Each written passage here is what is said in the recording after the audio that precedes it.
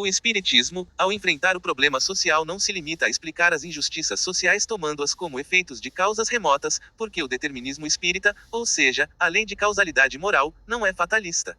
O espírita pode e deve influir na sociedade para que a injustiça econômica e os males que origina desapareçam ou, pelo menos, diminuam, demonstrando que a verdadeira sociedade exige justiça, solidariedade e amor e que onde estes existem, não pode existir a exploração do homem pelo homem, o privilégio e o monopólio da riqueza social, nem as leis que os protegem nem a falsa moral que os ampara.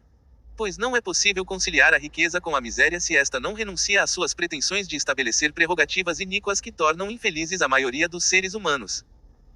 Se caridade é dar um pão duro ao faminto e aliviar os sofrimentos, oriundos, na maior parte, das injustiças sociais, não deixa também de ser caridade lutar aberta e desinteressadamente contra todas estas injustiças, reclamando como justo direito o que por lei natural e divina a todos pertence. O espiritismo não está em oposição à igualdade econômica proporcional às necessidades materiais e espirituais de cada um. Pelo contrário, crê que sua realização será um fato quando a humanidade tenha chegado a um grau de evolução superior, e trabalha com este fim educando moralmente em uma ideologia superior à humanidade e fazendo permanentes seus princípios morais na prática do bem, começando por efetuar o menos para chegar a realizar o mais. Nega, é certo, a eficácia da ação sistemática dos meios violentos e criminosos, considerando que os homens são todos irmãos e que as injustiças e maldades são efeitos da evolução, mais próprias da ignorância e da imperfeição que da perversidade natural daqueles que retêm a parte da riqueza e felicidade de seus irmãos. Crê, de acordo com o conhecimento da lei de causalidade espírita, que não existe, a rigor, divisão de classes, mas posições econômicas e sociais diferentes, posto que o rico pode chegar a ser pobre e o pobre a ser rico e que o espírito, no curso de suas encarnações, passa alternativamente por todas essas fases de sua evolução sem ser, porém, nem pobre nem rico. Portanto, para o espírita, o problema econômico e social é, em última análise, um problema de ordem moral que necessita de métodos mais inteligentes que produzam na consciência do indivíduo e da sociedade essa nova ideologia social que se irá realizando paulatinamente à medida que os povos conscientes a imponham e que as classes privilegiadas cedam ante a força e o reconhecimento da justiça. 15. Serão os homens, diz o ilustre Oliver Lodge. Olá pessoal, então, analisando um pouco esse trecho do livro do Manuel Porteiro, né, Conceito Espírita de Sociologia, é bem interessante, né, a reflexão que ele faz em torno do compromisso espírita que tem nessa questão social, né. Eu só faria alguns adendos, né, dentro de uma visão mais crítica mesmo, sobre quando ele fala dos meios violentos. É interessante colocar que a gente não pode nunca colocar na mesma medida em um processo de revolução social, de exploração, colocar a violência do explorado, né, de anos e anos, com a violência do explorador. Porque, na verdade, num processo revolucionário que é feito com equilíbrio, né, o primeiro objetivo não é a violência, né, é a tomada pelo povo dos meios de produção, não é? A violência é consequência disso aí, porque quem está no poder, quem está, não em posse da riqueza do mundo, infelizmente não abre mão do seu poderio, né? De toda a sua riqueza, não abre mão. E aí vem o que a gente vê ao longo da história, que todo processo revolucionário tem violência, não é? Por isso que, assim, numa visão espírita um pouco mais idealista, trabalha muito nessa questão de paulatinamente, né, ir colocando a questão moral, né, a consciência.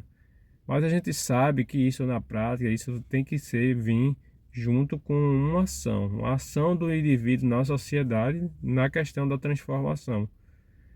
Porque essa ideia um pouco mais idealista de que aos poucos a consciência dessa questão de que todos somos irmãos, etc. Isso na prática a gente não vê acontecendo com uma certa, vamos dizer assim, dessa forma, né? Dessa forma pacífica. Era para ser dessa forma, sim, né? É o ideal, sim. E a gente sabe também pelo Espiritismo que a evolução não dá salto.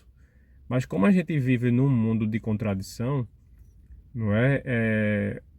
Os processos de revolução sempre é um processo que traz uma destruição em si, não é? Porque essa resistência, não é, de quem está apegado a uma metodologia, a um sistema arcaico, né, de dominação, vamos dizer assim, não quer largar o osso. E é por isso que o próprio Espiritismo, né, no livro do Espírito fala de lei de destruição, né, que analisemos que sempre depois de um grande processo de destruição sempre vem uma renovação. E não é diferente nessa questão social, né, porque a mudança do, dos sistemas, né, de sociabilidade, principalmente na parte econômica, sempre veio acompanhada de bastante violência. E aqui eu não estou propagando a violência, eu estou falando uma realidade nua e crua, né, analisando criticamente esse texto do Manuel Porteiro, que é um autor extraordinário, mas obviamente ele abraça um discurso espírita, pincelando algumas aproximações com o marxismo, né, que fala sobre essa questão da revolução e do processo, que no processo revolucionário, obviamente, tem a questão da violência revolucionária. Mas é preciso a gente entender que quando se deu a Revolução Russa, por exemplo, o primeiro dia não houve praticamente nenhum processo de violência. Não é? A violência veio depois, não é? De quem não queria, vamos dizer assim, deixar as suas posses, né, para se sujeitar àquela vontade do povo, né, de fazer esse processo revolucionário. E aí veio as guerras civis, etc., o processo contra-revolucionário. Então a violência ela é algo sintomático, né, que parte geralmente daqueles que estão recebendo aquela mudança radical de sociabilidade. Infelizmente, a humanidade não atingiu um estágio evolutivo moralmente, e aí utilizando, abraçando o que o Porteiro está trazendo aqui, de simplesmente os poderosos, os ricos, os que detêm a fortuna do mundo, tomarem a consciência e de repente começarem a partilhar a sua riqueza, ou de repente as empresas, os empresários, os capitalistas de fato começarem a adotar por conta própria um processo não mais de exploração, respeitando a questão do horário de trabalho, a questão de uma escala de trabalho que seja mais adequada ao desenvolvimento humano, não é? Diminua a exploração aos poucos, né? Não comecem a explorar os recursos naturais de forma excessiva, visando apenas o lucro. A gente não vê isso acontecer, não é? É uma raridade dentro dos capitalistas, de fato, aqueles que detêm os meios de produção, essa vontade de querer mudar a sociabilidade. Muito pelo contrário, a gente vê muitos deles incentivando esse processo exploratório cada vez mais, né?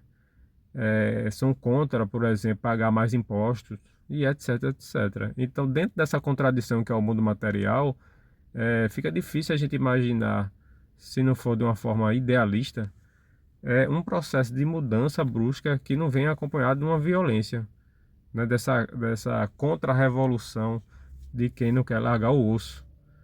Não é? Obviamente que como de espírita a gente sabe que tudo está imbricado, espiritual e material, que o ideal é que seja de forma pacífica, mas o mundo é bem complexo.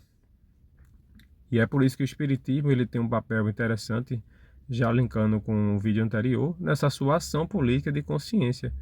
Eu acho que o espiritismo ele pode sim é, constituir uma perspectiva socialista e espiritualista nessa tomada de consciência, de entender que a gente tem que agir no mundo, obviamente não esquecendo nossa parte espiritual, a parte de que nós já estivemos aqui, poderemos voltar, etc, etc, né?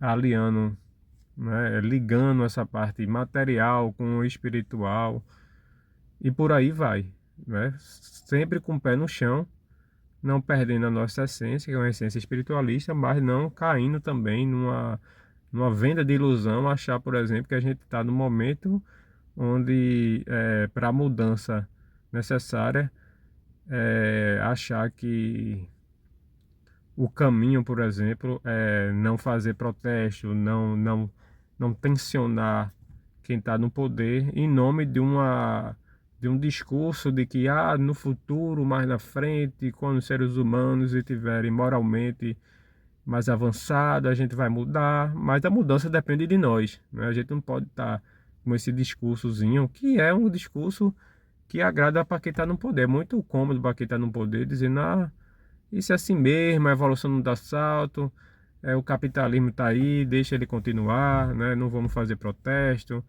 vamos aceitar como está, etc. Não porque o que está acontecendo é porque tem que acontecer mesmo. Não, eu acho que essa visão social mais transformadora, ela não necessariamente está apartada de uma vida espiritualizada, não. Não é de uma vida espiritualizada. Eu acho que tem como conciliar, sim, ter força, ter vontade de mudança, de transformação social na sua raiz e por isso radical, acompanhado do não esquecimento também da parte espiritual, não é? E é isso aqui que o espiritismo mais progressista se propõe, ok, pessoal? Fica a reflexão em relação a esse vídeo a esse texto, melhor dizendo, do Manuel Porteiro. Até o próximo vídeo. Valeu!